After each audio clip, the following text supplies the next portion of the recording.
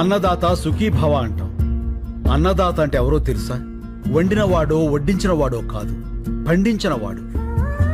వ్యవసాయానికి మించిన సాయం ఆ దేవుడు కూడా చేయలేడు. సెల్ ఫోన్ లేకపోయినా మనం బతకగలం, టీవీ లేకపోయినా బతకగలం, ఏసీ లేకపోయినా బతకగలం. కానీ అవి తయారు చేసేవాడు కోటీశ్వరుడు. కానీ అన్నం లేకుండా మనం బతకలేం. అది పండించే రైతు మాత్రం ఎప్పటికీ పేదవాడే పేదవాడే పేదవాడే. అంటే పరిశ్రమలు రావడం తప్పంటారా? పరిశ్రమలు రావడం తప్పు కాదు, రావాలి. కానీ అవి పంట భూముల్ని నాశనం చేసి కాదు.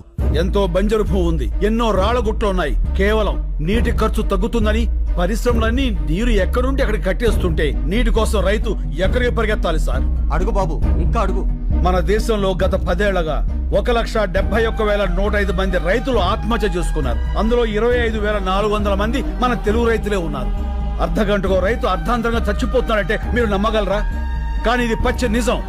చావు కూడా